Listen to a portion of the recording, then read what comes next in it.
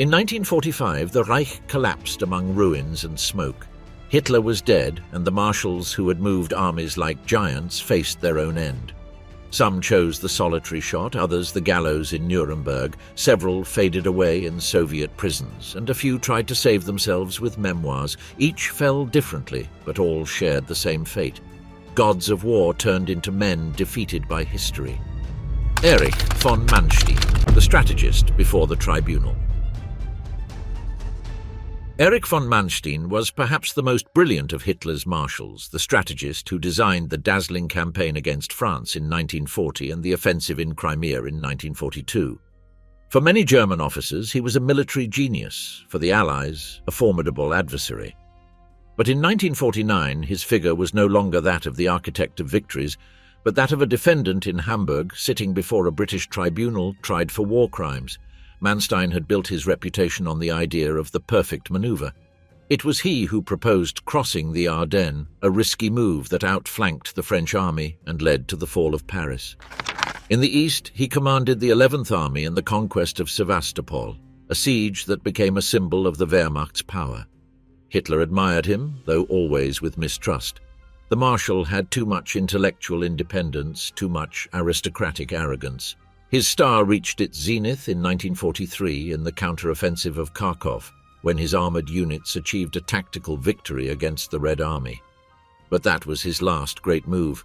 After Kursk, his voice lost weight before the Führer, and in March of 1944 he was relieved of command, officially for health reasons. After the war, Manstein was taken prisoner by the British. During the great Nuremberg trials, he was not brought to the main dock. The Allies had in mind to use certain generals as future advisors in the German military reconstruction. However, Soviet and Polish pressure to try him was enormous. His armies had been involved in deportations, shootings of hostages, and cooperation with the Einsatzgruppen. The British decided to organize a specific trial in Hamburg in 1949 to address those accusations. The process was less spectacular than Nuremberg, but equally tense. In the courtroom, Manstein appeared with his usual bearing, upright, cold, almost haughty, dressed in an impeccable civilian suit, as if he were still before Hitler defending a strategic plan. His defense was based on an idea that would later dominate decades of German memory. He was a soldier, a professional, alien to the politics of the regime, limited to obeying orders and directing battles. The prosecutors, however, presented compelling evidence. Documents showed that his units had supported the cleansing of Jews in Crimea and Ukraine, facilitating the work of the death squads. He was accused of applying brutal reprisals against civilians suspected of aiding partisans and of ordering mass deportations. Witnesses recounted summary executions under his command. The most debated point was his relationship with the Einsatzgruppen. Although Manstein did not issue written orders to exterminate Jews, his army coordinated with these SS units, providing transport, logistics, and protection. In an order from November of 1941, signed by his general staff, it spoke of eliminating Judaism as part of the mission in Crimea. That document became the key piece of the accusation. During the sessions, Manstein always maintained an attitude of superiority. He argued that the war in the East was a total struggle, that partisans hid among the civilian population, that discipline required harshness. His defense attorney, Reginald Paget, built the image of an honorable soldier who had done his best to uphold the military code amid Nazi barbarity. Paget insisted that Manstein was not an ideologue, but a professional soldier trapped in a criminal regime. The verdict arrived in December of 1949. Manstein was found guilty of several charges of war crimes, including executions and illegal deportations, and sentenced to 18 years in prison. But the Cold War was already in full swing, and the logic of the Allies was changing. The United Kingdom and the United States needed a strong West Germany, with an army capable of integrating into the defense against the Soviet Union. The figure of Manstein, despite the conviction, was too valuable as a military reference. Political and media pressure soon had an effect. In 1953, after only 4 years in prison, Manstein was released for health reasons. He never returned to a cell. The Federal Republic of Germany received him as an informal advisor in the creation of the Bundeswehr. Along with other former generals, he drafted memoranda and guidelines that would influence the organization of the new armed forces. His vision of an apolitical, disciplined and professional army became the cornerstone of the new doctrine. In 1955, Manstein published his memoirs, Verloren Siege, Lost Victories, a book that became an immediate classic. There he narrated his campaigns with meticulousness and strategic brilliance, but remained silent on the issue of war crimes. The text reinforced the myth of the clean general, a brilliant soldier betrayed by Hitler, defeated not by incapacity but by the Führer's irrationality and Allied material superiority. The book was devoured by readers in Germany and the West and is still cited today in military academies. In his later years, Manstein lived in Bavaria, surrounded by respect in military circles and by coldness in public debate. For some, he was the example of the honorable soldier. For others, a criminal who had managed to disguise his responsibility under the cloak of brilliant strategy. He died in 1973 at 85 years old, leaving behind an ambivalent legacy. Military genius, convicted war criminal, and architect of a narrative that for decades shaped German memory. The figure of Manstein sums up the dilemma of Hitler's marshals in the post-war period. What weighed more, their strategic capacity or their complicity in the machinery of extermination? In his case, the answer was double. Justice condemned him, but military history exalted him. The gallows that broke Keitel never reached his neck. The silence that buried List did not reach him. His end was more complex, a life that extended into the Cold War, with the shadow of crime and the brilliance of maneuver coexisting in the same name. The Shot in the Forest, Model, April of 1945. In the Ruhr, arithmetic killed the myth. From the 15th to the 20th of April, Model verified that he no longer commanded an army but remnants, paper battalions, skeletal divisions, exhausted Volkssturm.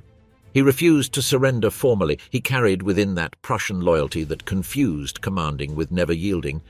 But he dissolved his headquarters on his own and released from the oath those too young and those too old so that they might try to return home as civilians or surrender on their own.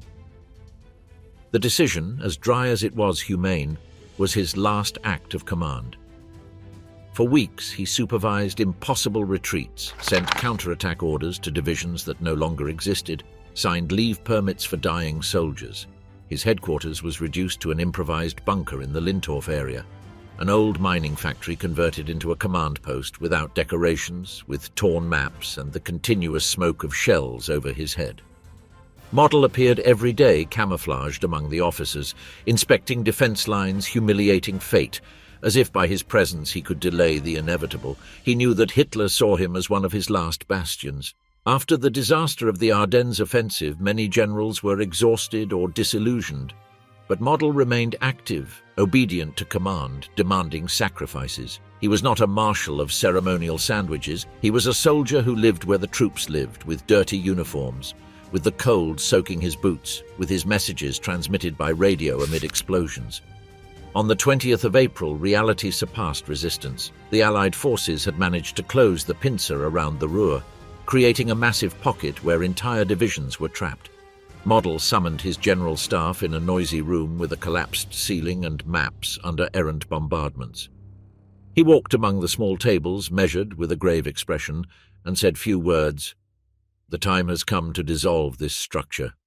I no longer have an army to command. It was his last official order. Exit permits were distributed. Each commander could try to lead his men toward the west to surrender to the Americans. There were no longer clear lines, no supplies, no hope. The radios repeated messages of surrender. The cities of the Ruhr were collapsing under Allied fire, and columns of civilians mixed with soldiers marched westward. That night, Model ordered that tanks be withdrawn, that the heaviest weapons be abandoned, that his trusted staff leave him alone for a while. He knew that little remained. He, who for years had appeared in military reports as the general who could restore a dead line, could restore nothing anymore. But neither did he wish to humiliate himself before surrender. He went into a forest between Duisburg and Lintorf, in a wooded area already desolated by bombings. He walked in silence with a young officer, barely illuminated by the changing light of dawn. The air smelled of ash. Model, with a gaunt face, stopped beside a ruined trunk, an old fir tree broken by explosions. He removed his gloves, took off his cap, let his jacket fall upon it, In a pocket he kept a small pistol he always carried. He drew it, held it for a few seconds, unhurried. He did not deliver speeches, did not justify anything. Perhaps he murmured his name, his hometown, or the future that no longer existed. He pressed the pistol against his temple. He closed his eyes, felt a second of hesitation. Was it the end? Then he pulled the trigger. The shot resounded like a giant heartbeat in that desecrated forest. A local farmer at dawn found the body. There was no sign of prior injury nor of struggle. Model had died from a single shot. He was buried in that same forest beneath a cautious oak without official honors, without military ceremony. In the Allied newspapers it was recorded without enthusiasm: Commander committed suicide. With the passing of the years, his son, Hans-Georg Model, coordinated an exhumation and his transfer to the soldiers' cemetery of Vossenack in the Hürtgenwald forest, where his remains rest today, surrounded by the graves of German soldiers who died those same days. His death was simple, abrupt, intimate. But for Walter Model, it bore greater weight. It was the logical consequence of a military life built upon maximum effort, iron discipline, and the conviction that a commander must die with his army. When he no longer had an army, he decided to die himself. He left no posthumous memoirs nor political statements. He made no claims. His suicide signaled more than a personal decision. The painful jar of reality poured over the marshals of the Reich. Neither military power, nor honors, nor tradition could sustain them any longer, and someone like him, who had been called again and again to extinguish military fires, ended his last act as a fire extinguished by his own hand. The last commander, Schörner, and the Soviet capture, May of 1945. The war was fading among ruins and white flags, but Ferdinand Schörner kept demanding that men die at their posts. It was May of 1945 and Hitler was already dead in Berlin. The Reich had ceased to exist, but Marshal Schörner still walked through his headquarters in Prague with a brisk step, a steely gaze, and a worn uniform, as if he could prolong the agony one more day. He was not a marshal like Rommel, nor a strategist like Manstein. Schörner was something else, a son of Bavarian peasants who had climbed through merits of harshness and inhuman discipline. His initial glory had been as a mountain officer in Caporetto in 1917, where he earned the Pour le Mérite. Since then he had made endurance in extreme conditions his personal mark. The Iron Man of the Alps, some called him. For his soldiers he was rather Blutiger Ferdinand, the bloody one. On the Eastern Front, where he became one of Hitler's favorites, he earned a ruthless reputation. He did not only fight the Red Army, he also fought his own men if they faltered. His method was simple and cruel: to shoot those who retreated without orders, to hang deserters from trees next to signs that said, "I did not fulfill my duty." He often personally inspected the rear, appearing by surprise at night on the roads to intercept soldiers moving away from the front. Many remembered his short figure, stiff moustache, emerging from the darkness to shout and order summary executions by the roadside. One example became famous among veterans.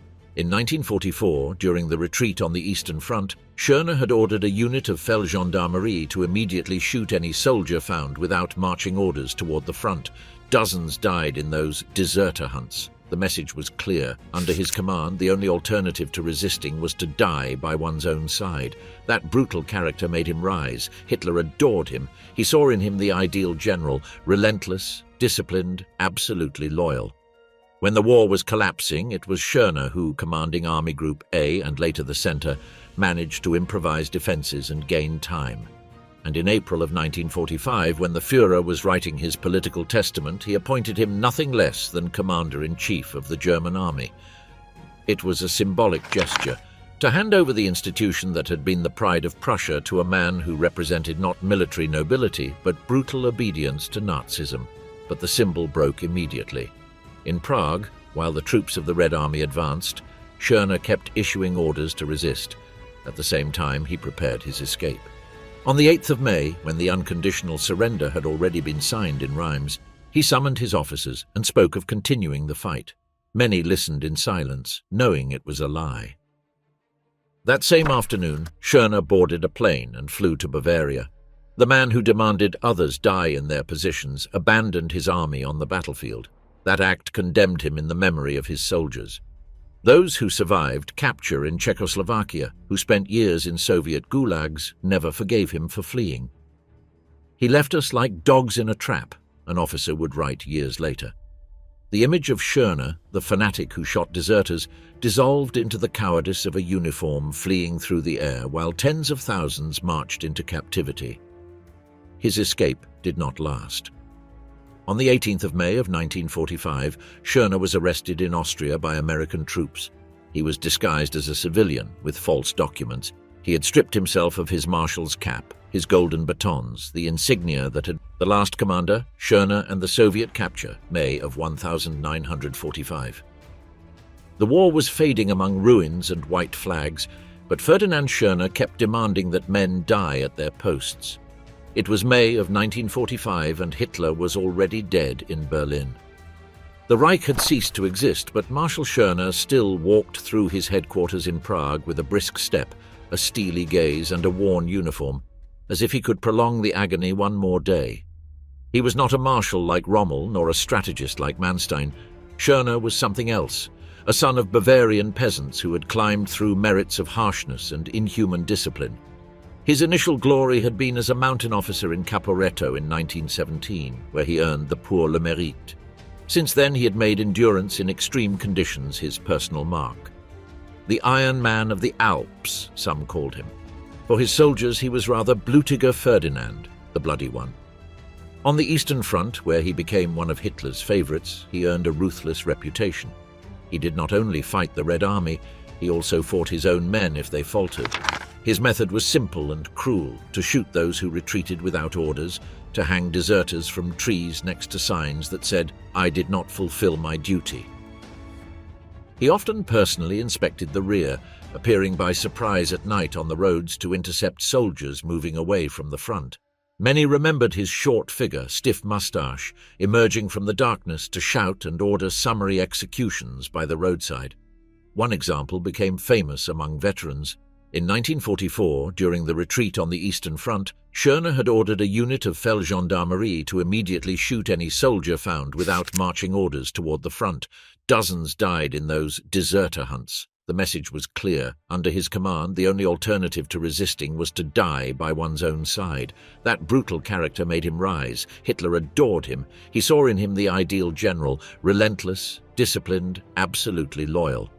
When the war was collapsing, it was Schörner who, commanding Army Group A and later the Centre, managed to improvise defences and gain time. And in April of 1945, when the Führer was writing his political testament, he appointed him nothing less than Commander-in-Chief of the German Army. It was a symbolic gesture, to hand over the institution that had been the pride of Prussia to a man who represented not military nobility, but brutal obedience to Nazism. But the symbol broke immediately. In Prague, while the troops of the Red Army advanced, Schörner kept issuing orders to resist. At the same time, he prepared his escape.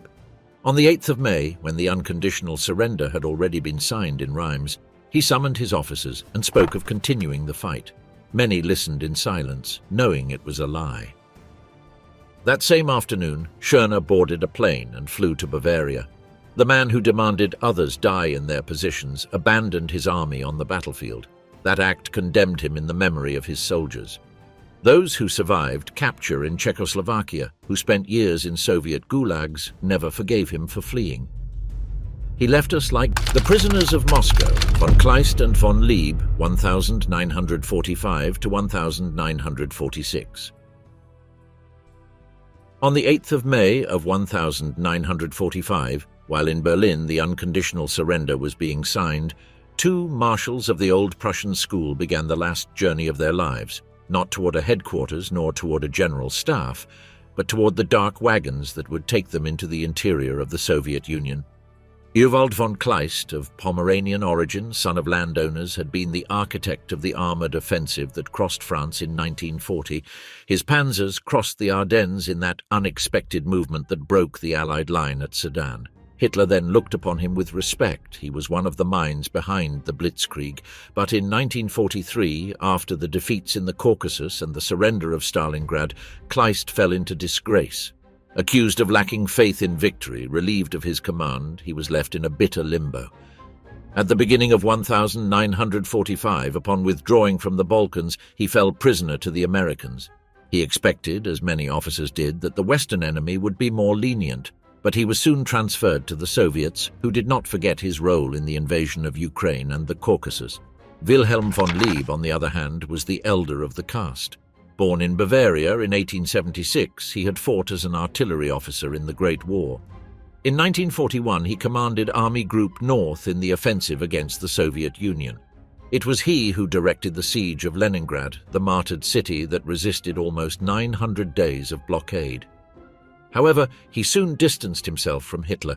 He criticized the lack of resources, the irrational orders, the absolute contempt for the civilian population.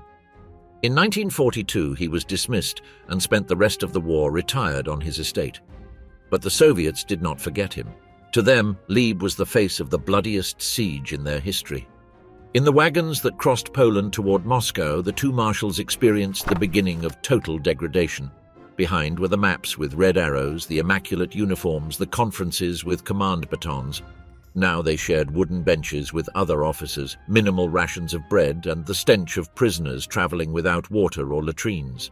Von Kleist, with a thin moustache, still tried to maintain dignity, brushing his tunic with his hands. Von Leeb, over 70 years old, seemed a tired grandfather dragged by the whirlwind of history. The destination was Moscow. There they were confined in the Lubyanka prison, headquarters of the NKVD. The interrogations did not take long. The Soviets wanted not only defeated soldiers, they wanted symbols. They wanted to show their people that those haughty marshals who once dreamed of conquering the East were now subdued in damp cellars lit by a single bulb. Von Kleist was accused of the devastation in Ukraine, of deportations, of reprisals. The prosecutors showed him testimonies of peasants who had seen villages burn, entire families executed, livestock seized until the people were left in famine. Kleist listened with a stony expression. He was never a Nazi ideologue. He was a professional general, cold, distant. But he had commanded armies under a regime that made war a daily crime. That responsibility pursued him in every question. Von Leeb, on the other hand, defended himself with an argument that sounded like an echo from the past. He had disobeyed, he had criticized, he had been removed. He insisted that he had asked Hitler for permission to surrender Leningrad to avoid the slaughter, and that his dismissal had been the consequence of those complaints. The Soviet interrogators looked at him coldly. For them, subtleties mattered little. He had been in command when the siege began, and his name was forever tied to the hunger of 1 million civilians. The nights in Lubyanka were endless. The elderly Leeb coughed in the darkness, struck by the humidity. Kleist wrote down on small scraps of paper numbers, names, memories, as if he wanted to preserve his version of events. The other prisoners, colonels, generals, looked at them with a mixture of respect and compassion. They were marshals, but they no longer commanded anyone. In 1946, the Moscow trials came. Kleist was sentenced to life imprisonment. Leeb, too old and ill, was sentenced to 25 years in prison, a sentence that in practice was a slow death. For the Soviet regime, they were not mere punishments. They were pieces in the political theater of victory. To show a von Kleist, a von Leeb, humiliated wearing a prisoner's uniform, was the symbolic revenge against the German arrogance of 1941.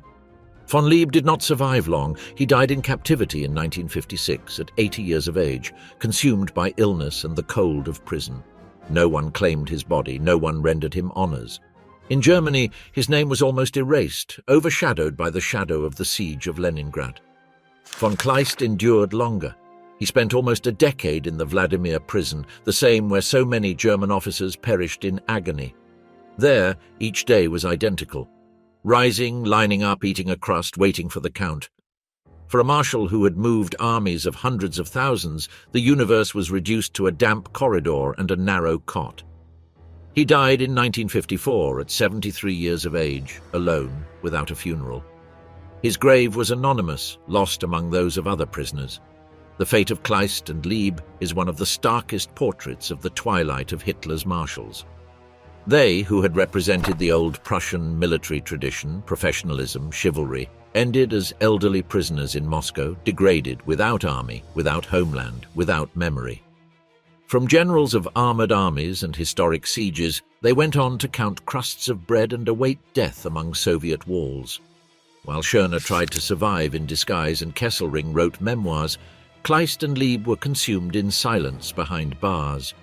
Neither sought to justify himself in books, neither left great defenses of his legacy. Their lives went out like candles in a cell, without witnesses, without applause, with only the company of defeat. The gallows of Nuremberg, Keitel and Jodl, 1946. In the autumn of 1946, the lights of the Palace of Justice in Nuremberg never went out. Among frozen corridors and damp cells, two marshals awaited the end of a road that had begun many years before in military academies where the word obedience was sacred. Wilhelm Keitel and Alfred Jodl, men who in other times had carried batons of command and decorations, now listened to the echo of their own chained steps, aware that the rope was already ready. Wilhelm Keitel had been the face of blind obedience. Son of landowners from Brunswick, artillery officer in the Great War, he never shone for brilliance or audacity. His was docility, fidelity to his superior. In 1938, when Hitler reorganized the army command, he found in Keitel the perfect instrument, a chief of the high command of the Wehrmacht who never questioned, who signed each order with clear handwriting, who saluted with an almost courtly bow. The soldiers mockingly nicknamed him Lucky Tell, a play on words that turned him into a lackey. Alfred Jodl, on the other hand, had shown more personality. Staff officer, specialist in operations, he was cold, methodical, calculating. If Keitel stamped his signature, Jodl designed the mechanics of total war, the invasion directives, the orders of reprisal, the plans that turned Europe into a board where men were expendable pieces. Both represented the perfect gear, Hitler's will multiplied on paper. In the Nuremberg courtroom, the prosecutors stripped them bare. They reminded Keitel of every order he had signed, the decree of the commissars that condemned Soviet political commissars to automatic death, the reprisal directive that authorized shooting civilian hostages in a proportion of 100 for every German killed, the deportation of forced laborers. Keitel listened, bowed his head, and repeated, "Absolute obedience." That was his defense, his refuge, his condemnation. Jodl was confronted with the same papers he himself had written. His handwriting was on the invasion plans for Norway, on the orders of reprisals in Yugoslavia, on the documents that turned military terror into a system. His argument was another. He was a soldier, not a politician, a technician who designed operations, not a criminal who sought extermination. But the tribunal did not distinguish. Hitler's war was not possible without technicians like him. The days in the tribunal were long. After each session, they returned to their cells. Keitel, with a swollen face, seemed a defeated man who had accepted his role as scapegoat. In letters to his family, he insisted that he had been loyal to his oath and that he would die as a soldier. Jodl, on the other hand, did not resign himself. He drafted arguments, discussed with his defender, convinced that history had placed him on the wrong bench. On the 1st of October of 1946, the sentence was read. Keitel and Jodl, guilty of war crimes and crimes against humanity. The sentence was clear: death by hanging. For two men trained in the Prussian code of honor, that was supreme humiliation. The German military tradition considered hanging an infamous punishment reserved for common criminals. Keitel asked the tribunal to die by firing squad in uniform as a soldier. The request was denied. Jodl also pleaded unsuccessfully. The justice of Nuremberg wanted more than death, it wanted disgrace. The final hours came in the early morning of the 16th of October of 1946. In his cell, Keitel wrote a letter to his wife. He asked her for strength and tried to convince her that he died faithful to his oath, not as a criminal. "I remain what I have always been, a German soldier," he wrote with a firm stroke. At 1 o'clock, he was taken from his cell. He walked rigidly, face tense, step still martial. When he saw the gallows, he saluted with his arm to his chest and pronounced his last words, "Long live Germany!" The executioner placed the rope on him, a sharp jerk. Hitler's marshal swung in the air like a common convict. Jodl was third in line. He advanced with an icy expression, lips pressed together. He had prepared his last words with coldness. "I declare myself innocent before God and before German history." When the trapdoor opened, his body fell rigidly and the creak of the rope sounded like a verdict without appeal. The The chronicles say that the executions were clumsy. Some necks did not break immediately, and the bodies took time to die. There was no pomp nor solemn silence, only the sound of wood and ropes tightening in the dim light. In Germany, the news fell with a double edge. Many civilians, exhausted by the war, barely reacted.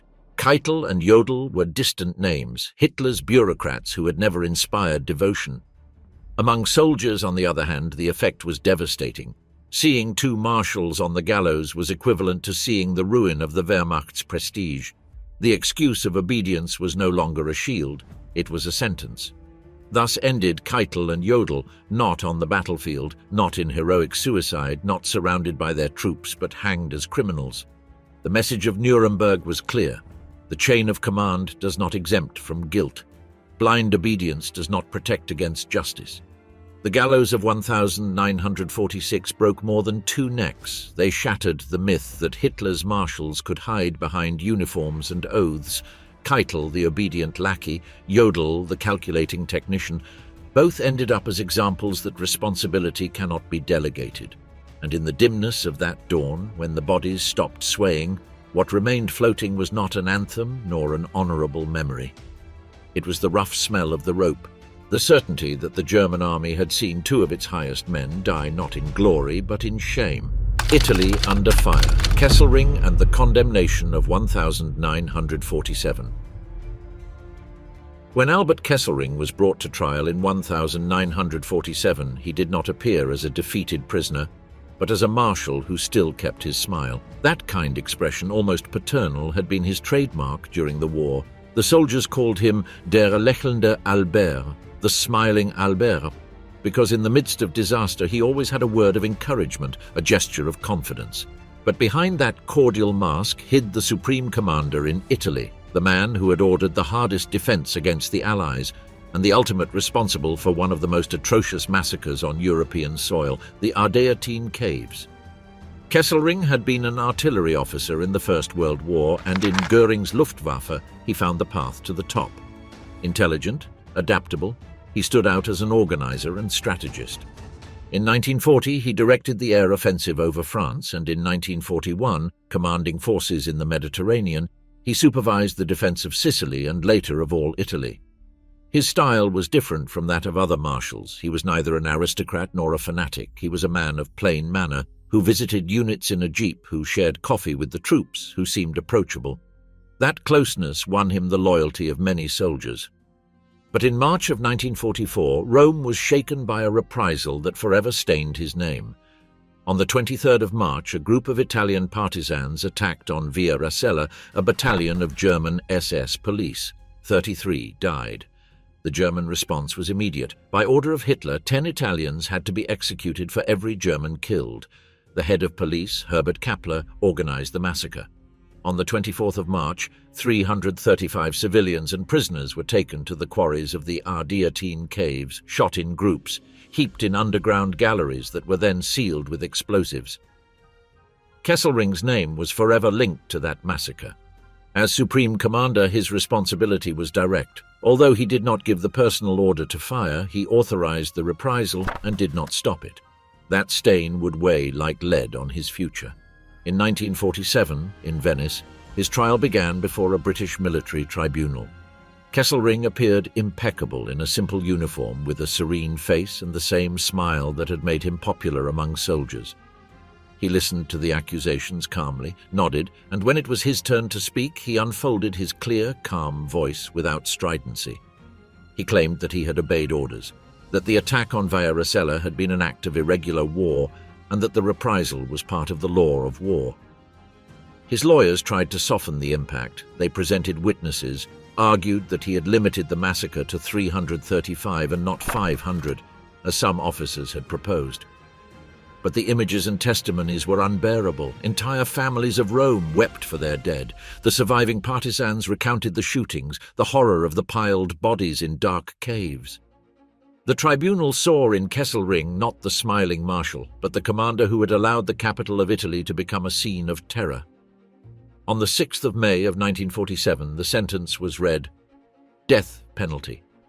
Kesselring heard it in silence, with the same calm face.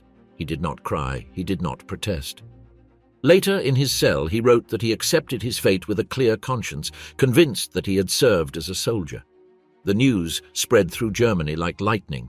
For many veterans, it was a scandal. How could a marshal be condemned to death who had shown humanity toward his troops, who had never been a fanatic like Schörner or a lackey like Keitel? The campaign in his favor was immediate. British officers who had fought him in Italy signed petitions to commute the sentence.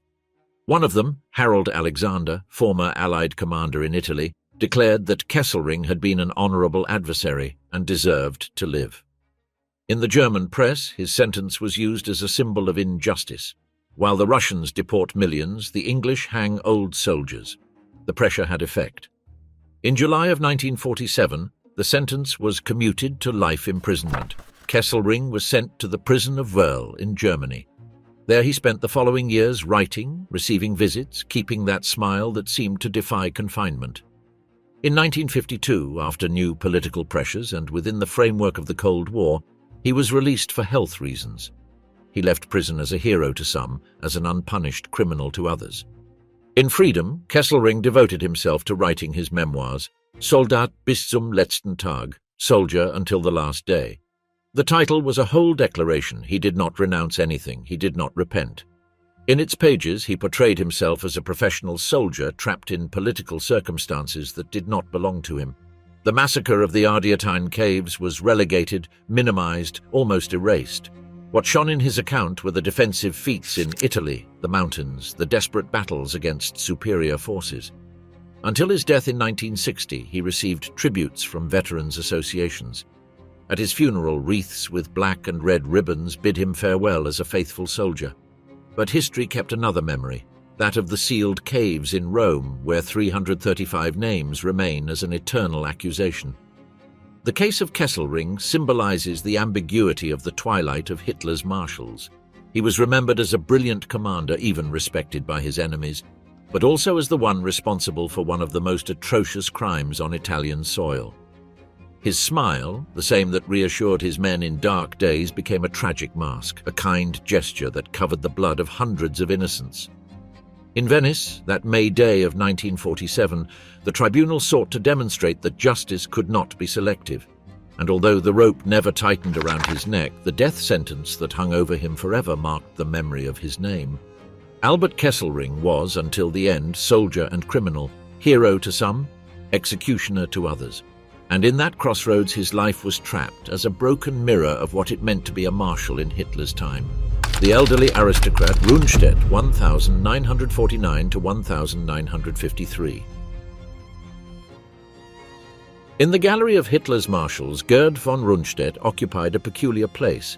He was not the most brilliant nor the most daring, but he was the oldest, the most aristocratic, the symbol of a Prussian tradition that seemed drawn from the 19th century and that survived like a living fossil in the 20th century of tanks and bombings. In 1949, when other marshals faced tribunals, executions, or years of Soviet imprisonment, Rundstedt remained in a strange limbo, neither hero nor prosecuted villain, only an old man under Allied custody, with his cane and his air of weary nobility. Rundstedt had been born in 1875 in Aschersleben, in the heart of Prussia. His lineage was marked by military service. Uniform, obedience, and honor were the three pillars that sustained his life. He was trained at the Cadet Academy in an era when Emperor Wilhelm II still rode horses and wars were decided on maps spread out under kerosene lamps. He was an officer in the First World War, and in the post-war period he survived the pruning of the Reichswehr thanks to his aristocratic origin and his reputation as a disciplined officer. His rise in the Wehrmacht was parallel to that of Nazi Germany. He was not an ideologue nor an enthusiast of Hitler, but he accepted the personal oath to the Führer in 1934, sealing his fate. In 1939 he commanded Army Group South during the invasion of Poland. In 1940, he directed Army Group A, which crossed the Ardennes and defeated France. In 1941, he led the offensive toward Ukraine. For a time, he was the most important commander on the Eastern Front, and yet he was always remembered as a distant, apathetic man who often requested to retire due to health problems or fatigue. Throughout the war, Rundstedt was dismissed and reinstated several times. Hitler removed him after the failure in Russia in 1941, but recalled him again in 1942. In 1944 in Normandy, he clashed once more with the Führer over strategy. Rundstedt insisted that the war was lost, that an agreement should be sought, that resisting was senseless. Hitler dismissed him once again, replacing him with Model. Unlike others, he did not commit suicide nor conspire. He accepted his retirement in silence, like an old soldier resigned to watching the Prussian edifice crumble under Hitlerian madness. At the end of the war, the Allies arrested him along with other high-ranking officers. His age, already advanced, 74 years, made him an almost anachronistic figure. He did not have Manstein's energy nor Keitel's vehemence. In interrogations, he answered in short phrases, in a tired tone. "I was a soldier," he repeated. When prosecutors pressed him about the atrocities committed in the territories under his command, he took refuge in bureaucratic distance. He had not given those orders, he said, and if excesses were committed, they had not crossed his desk. He was, in a way, the voice of the declining German military aristocracy, proud, yet increasingly hollow. The British and Americans considered him for trial, but his physical condition saved him. In 1949, while Manstein was being tried in Hamburg, Rundstedt remained under house arrest. He walked through the garden of the house where he was held in Hanover, still dressed in an old grey uniform, though without insignias. His back had bent, his cane marked every step. He looked like a ghost of the old imperial Germany, alien to the Cold War world that was beginning to emerge. In collective memory, Rundstedt no longer represented danger. His words lacked strength, his figure inspired neither hatred nor devotion. He was simply an old man who had lived too long. Some young Allied officers looked at him with curiosity. That old man had commanded millions of soldiers, had directed battles that shaped the fate of Europe, and now could barely climb a flight of stairs without help. In 1950, he was formally released on the grounds that his age and health prevented him from facing a fair trial. He returned to live quietly in Hanover in a modest house, accompanied by his wife and son.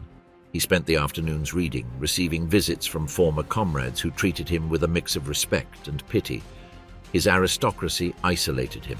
He did not seek sympathy, did not write memoirs, did not give interviews. Unlike Manstein or Kesselring, Rundstedt did not attempt to rebuild his image. He simply withdrew into silence. Death came in 1953. It was an undramatic end, in the bed of his home, surrounded by the few who still accompanied him. He was 77 years old. The funeral was discreet.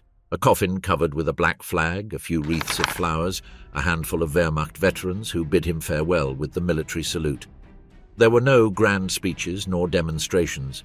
It was the end of a marshal who had been great on maps and orders of battle, but small in decline. Rundstedt symbolized something more than his own life. He represented the old Prussian aristocracy that had lent itself to Hitler's service without conviction, but without resistance. His figure embodied the obedience of a caste that had sworn loyalty to an emperor, then to a republic, then to a dictator, never questioning the military duty. The price was complicity in a war of annihilation that, in his case, did not result in a trial nor in a conviction, but in a melancholic retirement in which time itself passed judgment on him. For historians, his fate poses a dilemma. Is one less guilty who does not directly order crimes but commands armies that commit them? Rundstedt was never convicted, but neither was he absolved in memory. He remained suspended between indifference and moral condemnation, like so many generals of his generation. In the final album of Hitler's Marshals, his page is somber and discreet, not the echo of a shot in a forest, not an executioner at the gallows, but the slow disappearance of an old man walking through a garden, remembering a world that no longer existed. And in that slow agony faded not only a man, but the last shadow of the Prussian military aristocracy, defeated not on the battlefield, but in the relentless judgment of time. The Soviet prison von Kleist, 1954. When Erich von Kleist was captured by the Americans in May of 1945, he was no longer the young Bavarian aristocrat who had ridden in the First World War, but an older man with a neat moustache, a tidy uniform, and the dignity of one who had commanded entire armies. For a few months his fate was uncertain. Would he be tried at Nuremberg, sent to a British prison, or released under supervision? The answer came soon and was devastating. In 1946, he was handed over to the Soviet Union, the enemy he had fought most fiercely. For the Marshal, it meant a slow death sentence, more cruel than any firing squad. Kleist had been one of the first to place his faith in armoured forces. In 1940, he commanded Panzergruppe von Kleist during the invasion of France, directing the vanguard that crossed the Ardennes and encircled the Allied forces at Dunkirk. His name was associated with rapid manoeuvre, with the operational art that broke entire fronts in a few days. In 1941, he led a panzer group in Operation Barbarossa, taking part in the gigantic encirclement of Kiev, which left more than 500,000 Soviet prisoners. For Hitler, he was one of the great architects of the initial success. But that same fame made him a special target for Soviet justice. When he was taken to Moscow, he was not treated as an ordinary prisoner. He was interrogated for months, confronted with documents, accused of having applied the policy of scorched earth, of having authorized brutal reprisals in Ukraine and the Caucasus, of having cooperated with the Einsatzgruppen in the elimination of Jews and communists. Kleist, with his cold bearing and measured voice, insisted that he was a soldier, not a criminal, that he had carried out military orders, not political ones. In 1947, a Soviet tribunal sentenced him to life imprisonment. He was transferred to the Vladimir prison, one of the harshest in the USSR. There his true years of defeat began. The cells were damp, freezing in winter, stifling in summer. The Marshal, who had known command rooms and strategic maps spread out on great tables, now found himself reduced to an iron cot, a rough blanket, and rations of hard bread with watery soup. The guards treated him as a symbol. He was not just another prisoner, he was the fascist general who had devastated Ukraine. Some insulted him, others watched him with curiosity, aware that before them stood a field marshal of the Wehrmacht. Among the inmates, rumours circulated that Kleist still wrote on small scraps of paper, that he kept memories of battles, and that he tried to draft clandestine memoirs. The truth is that he was barely able to send official letters, reviewed by censorship, in which he requested medicines, mentioned his deteriorating health, and vaguely evoked his family. Loneliness was his deepest punishment. In his cell, Kleist remembered the days of glory, the advance of his tanks in France, Hitler's applause in 1940, the feeling of invincibility on the Ukrainian steppes. But those images mingled with darker ones, columns of starving Soviet prisoners, destroyed villages, orders signed without thought for human consequences. The walls of Vladimir did not let those ghosts escape. At the beginning of the 1950s, the Marshal's health worsened. He suffered from heart problems, endured constant pain, and the prison only hastened his decline. Even so, no clemency was granted. While some lesser prisoners were released in exchanges, Kleist continued to be held as a trophy. A German marshal dead in a Soviet prison was worth more than 1,000 anonymous convicts. In 1954, the news spread among the inmates. The old marshal had died. There was no ceremony, no coffin with flags, no military farewell. His body was buried in a mass grave beneath the frozen Russian earth, without name or cross. Thus ended the life of a man who had made Europe tremble, reduced to the anonymity of the defeated. The death of Kleist symbolized the brutal difference between the destinies of Hitler's marshals. While some, like Manstein, managed to reintegrate into Cold War Germany and write memoirs that shaped history in their favor, others, like Kleist, disappeared into darkness, without voice or defense, consumed behind Stalin's bars. In post-war Germany, his name was barely mentioned. There were no tributes or monuments. The Federal Republic of Germany had other military idols, more useful in the Western narrative. Kleist was relegated to the pages of military history as the strategist of Kiev and Dunkirk, but also as the marshal who never left prison. The Soviet prison did not break him in a dramatic outburst, but in the routine of hunger, illness, and solitude. There was no gunshot, no gallows, no great televised trial. Only the slow extinction of a Bavarian aristocrat turned anonymous prisoner number in Vladimir. His fate was in many ways the perfect shadow of the Reich he had served. It began with swift and dazzling victories and ended in silence, cold and nothingness. The Balkans on trial, Wilhelm List, 1948. When Wilhelm List entered the courtroom in Nuremberg in 1948, the contrast was brutal. Barely 8 years earlier, he had commanded armies that stretched from the Alps to Greece. Now he was a bent old man with trembling hands and a face marked by illness, walking slowly among the guards. On his chest no longer shone the decorations of a marshal, only the invisible insignia of defeat. List was a classic product of the Bavarian army. The son of a family with a military tradition, he had entered service in 1898, rising with patience and discipline. In the First World War, he had been an engineer and staff officer, and in the post-war period he knew how to navigate the narrowness of the Reichswehr, remaining faithful to the idea of a professional army, apart from political fluctuations. He was not a fanatical Nazi, he was an officer of the old guard who saw in Hitler an opportunity to restore German prestige and to extend his career in an expanding armed force. His career in the Second World War was rapid and spectacular, a meteoric rise that carried him from staff maps to the public glory of the Third Reich. In September of 1939, at the head of the 14th Army, he directed the offensive from Slovakia toward the heart of Poland. His columns of infantry and armor burst with surgical precision into historic Krakow.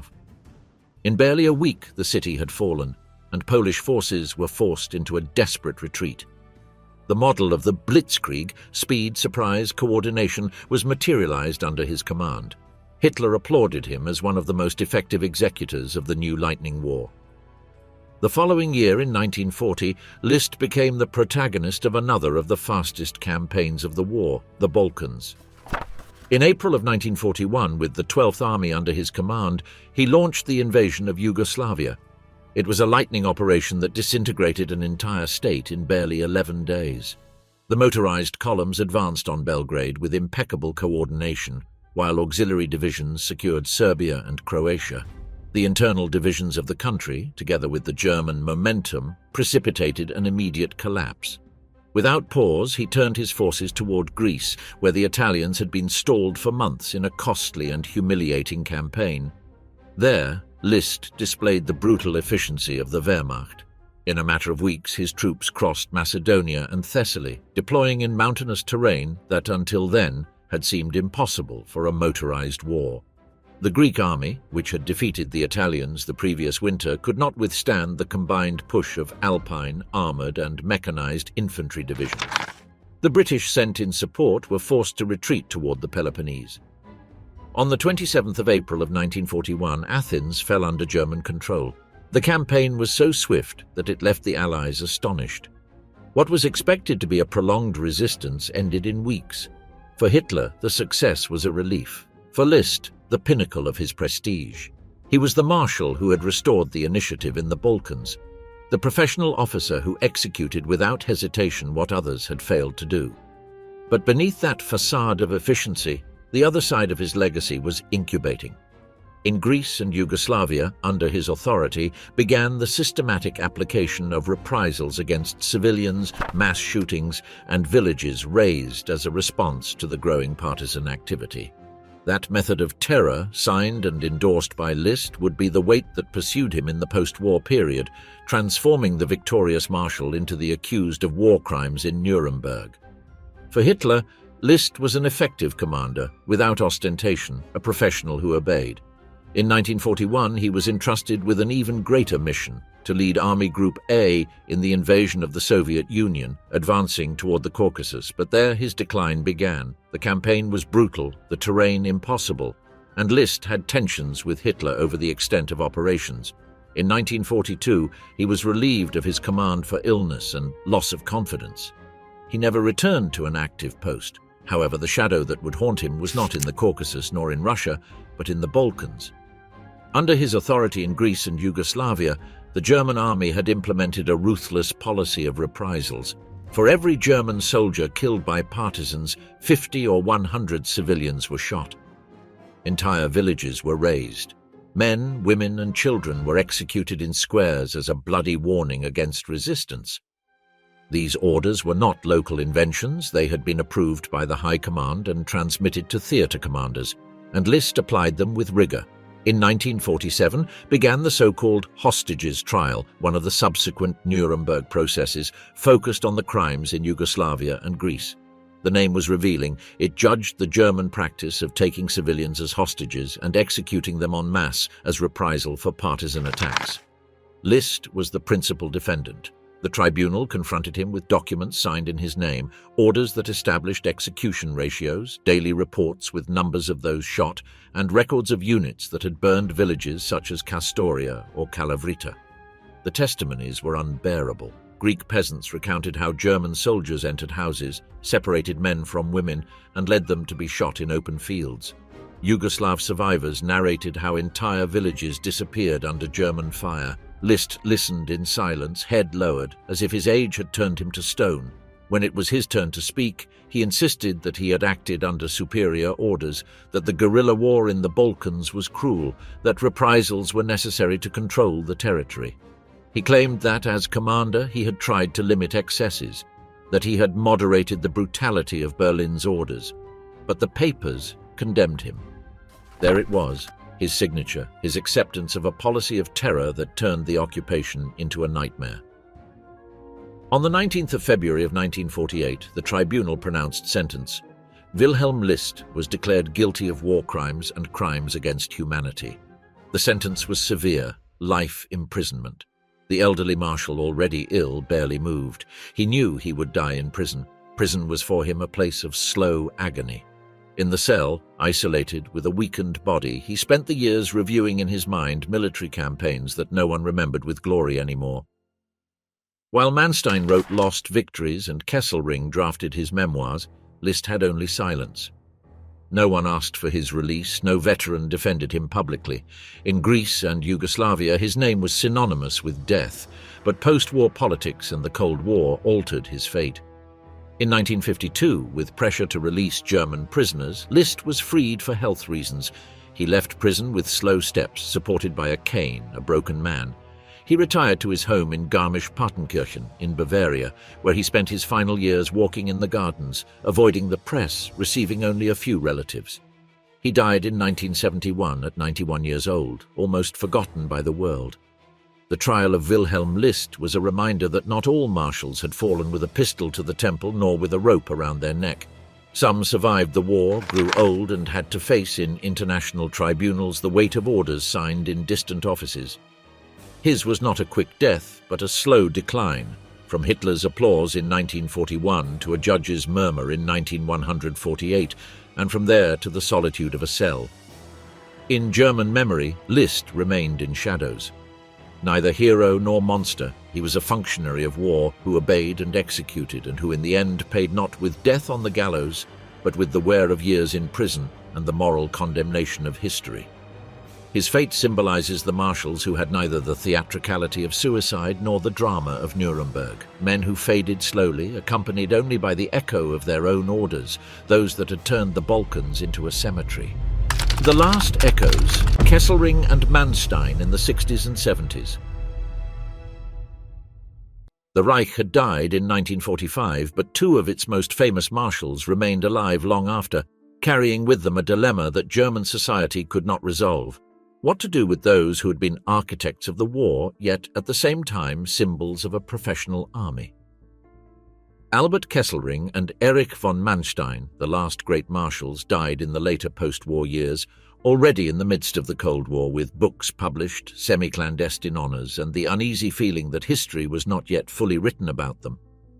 Albert Kesselring, the smiling marshal, had built his fame in Italy, resisting for almost 2 years with an exhausted army against the Allies advancing from the south. His defensive skill earned him the respect of enemies such as Alexander and Clark, who described him as an honorable and talented adversary. But the shadow was long. Under his command, the Wehrmacht collaborated with the Nazi repression in Italy, including the massacre of the Ardeatine Caves, where more than 300 civilians were executed in reprisal for a partisan attack in Rome. In 1947, he was tried in Venice by the British and sentenced to death. The verdict shocked many, for Kesselring, unlike Keitel or Jodl, was not seen as a servile bureaucrat, but as a brilliant commander.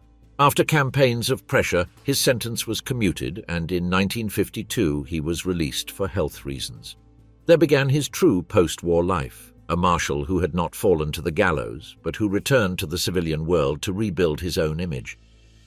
In his memoirs, Soldat bis zum letzten Tag, Soldier Until the Last Day, Kesselring presented himself as a military professional without ideology, a soldier who had fulfilled his duty with honor until the end. The book was read in Germany with fascination and controversy. For some, it was the voice of a patriot. For others, the cynical defense of a criminal. The truth is that Kesselring became a public figure, invited to veterans' meetings, honored in semi-clandestine acts, even visited by politicians seeking the conservative vote.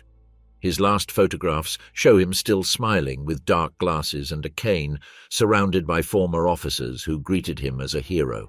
He died in 1960 in Bad Nauheim at 74 years of age. At his funeral, there were wreaths with ribbons from Luftwaffe units and even from associations of Allied veterans.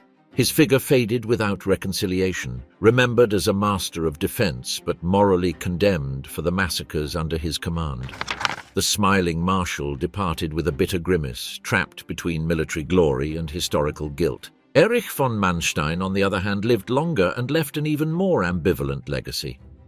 Released in 1953 after his conviction for war crimes, he settled in Bavaria, in a retirement surrounded by books, papers, and former comrades.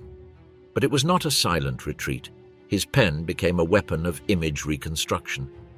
In 1955, he published Verloren Siege, Lost Victories, which became a fundamental work of post-war military historiography. In that book, Manstein narrated his campaigns with operational precision, described maneuvers, criticized Hitler's obsession with direct control, and presented himself as the misunderstood strategist, the professional who would have won the war if the Führer had listened to him. What did not appear in its pages was revealing. No mention of executions, deportations, or coordination with death squads. The reader found the military genius, not the accused of Hamburg. The effect was devastating.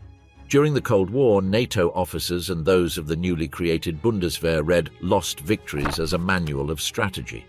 American and British generals cited him in conferences. For many young German officers, Manstein represented the ideal of a professional army, separate from Nazism, which could serve as a model for the new Bundeswehr. His voice held authority at a time when West Germany sought military legitimacy against the Warsaw Pact. But at the same time, Jewish survivors and Polish resistance denounced him as a war criminal who had managed to camouflage his past. The debate over his figure was constant. Was it legitimate to receive advice from a man convicted of facilitating crimes? Could a brilliant strategist be at the same time complicit in genocide? Manstein died in 1973 at 85 years of age after a long illness. At his funeral, there were officers of the Bundeswehr, veterans of the Wehrmacht, conservative politicians. There were no apologies, no reconciliation, no full acceptance of his responsibility. Like Kesselring, he departed leaving behind a divided memory. For some, the greatest strategist of the Second World War, for others, a criminal who escaped full justice thanks to the turn of the Cold War. The twilight of Kesselring and Manstein symbolized the dilemma of post-war Germany. Unlike Keitel, who hung from a rope, or Model, who blew his head off in a forest, they died in their beds, surrounded by partial respect and selective oblivion. Their final struggle was not against the Allies nor against the partisans, but against history. Both tried to shape it, to write it their own way, to justify the unjustifiable. In the end, the question they left open remains without a definitive answer. Can military genius be separated from complicity in a criminal regime? In the pages of their memoirs, Kesselring and Manstein shouted that it could.